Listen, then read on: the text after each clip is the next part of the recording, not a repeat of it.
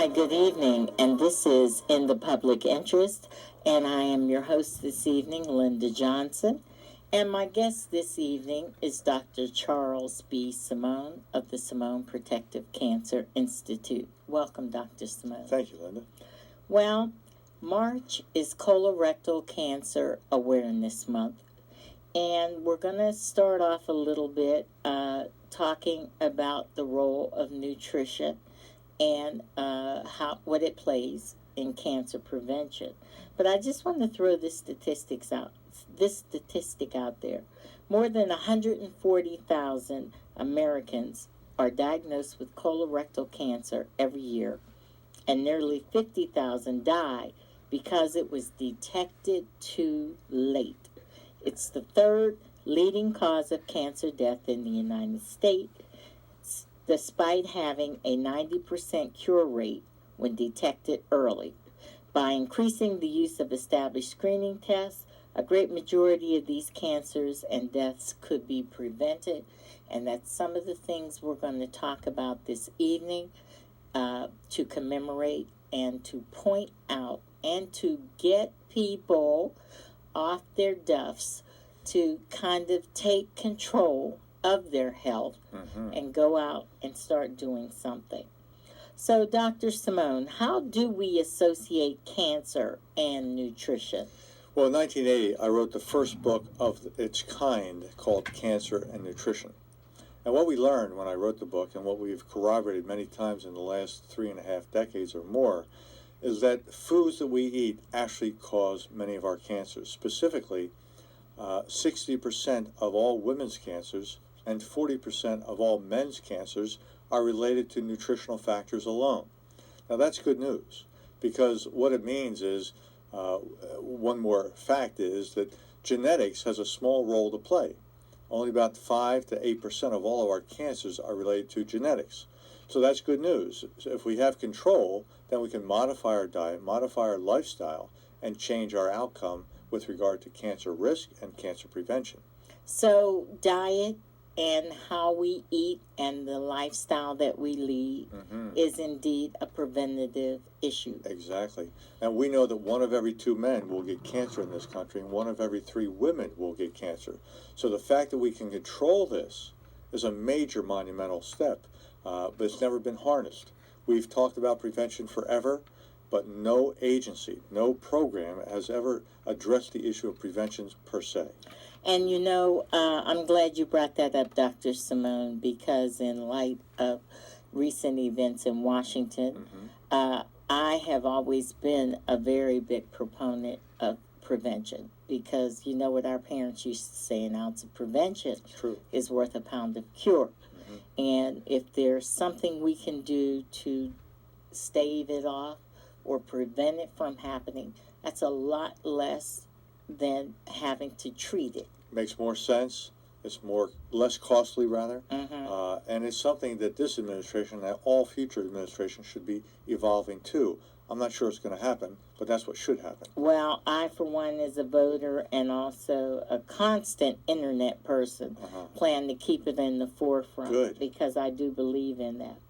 One of the things that I also wanted to touch on, you mentioned the fact that we are taking a lot of our information from your cancer and nutrition book, of which I have given out thousands of copies, and I am very happy to. But we talk a little bit about migration. Yes. Because we know that in the United States, we're all we're all from different backgrounds, origins, countries, whether we've been here for a long time or whether we've immigrated. So can you talk a little bit about the migration study that went on? These were the studies that looked at for the first time what peoples do in their cultures, and then how they became assimilated to the American culture and how their risk for diseases changed. For instance, when Japanese people came to our country, Japanese women, let's talk about them, they, within 20 years, had the same rate of colon cancer that we did.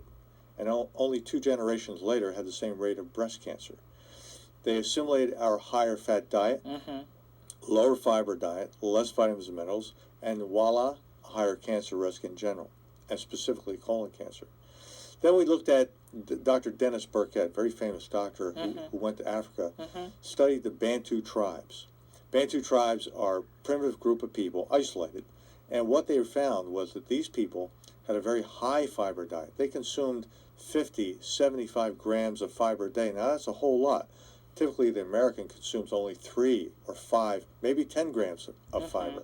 So they consume maybe 10 times more or 7 times more. Their pile of stool is about 7 inches high in a day, whereas maybe 10 people in our country can't do that in a day. They found that they, on this very high fiber diet and low fat diet, they had a very low rate of colon cancer, low rate of breast cancer, low rate of prostate cancer, and almost no cardiac disease at all. Wow. So fiber was very important. So this is a major important study. The more fiber you eat, the less risk you have for colon cancer and other cancers. So we need to do more about our fiber intake. And if you can't eat enough fiber foods, and remember, fiber foods are all foods that grow from the earth. If you can't eat enough of them, and we're not grazing animals, you may want to look to a fiber supplement, which we'll touch on in a minute. Okay.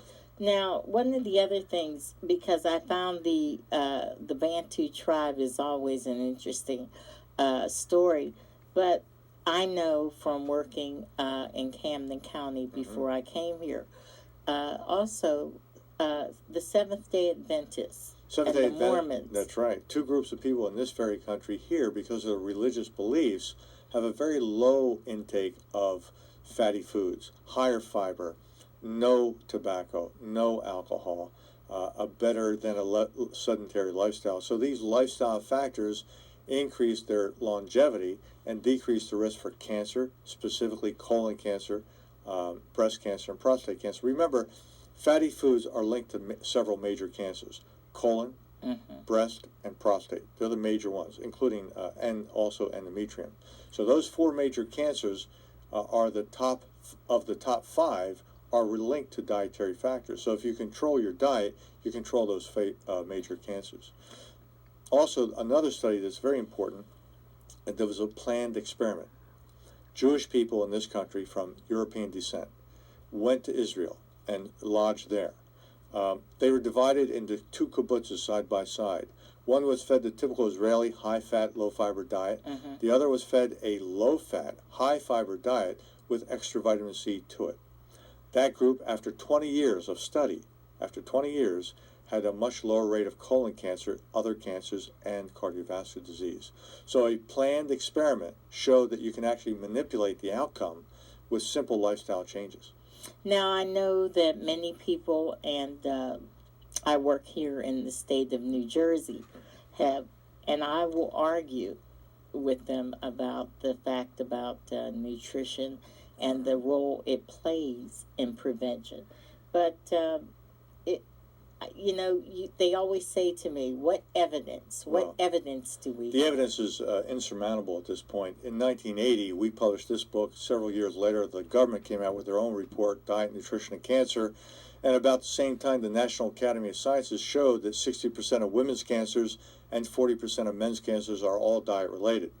The negative studies that you hear from time to time are mainly recall studies. Recall studies mean they ask the person, what did you eat for lunch yesterday? What did you eat for lunch the last 3.5 months of your life? Well, Linda, if I asked you what you ate for lunch yesterday, could you even tell me what you ate for lunch? No, I couldn't. So many of these people, those studies, they had women who were nurses. The nurses knew what the answer should be, and they simply gave the answers that wanted to be in the test. So recall studies are notoriously wrong, and many of these recall studies are touted from year to year as being negative to support the relationship between cancer and nutrition. Simply not true. Okay, now we're going to take a break, but in a nutshell, how much should we cut our fat consumption Dramatically. The typical American consumes about 40% of their diet calories in fat. We need to get down to 20%. I'll tell you what that means when we get back. And when we come back, we're going to talk a lot more about that and the 10-point plan. Exactly. But right now, we're going to take a break. This is WIMG AM 1300, and of course, WZBN Channel 25 here in Mercer.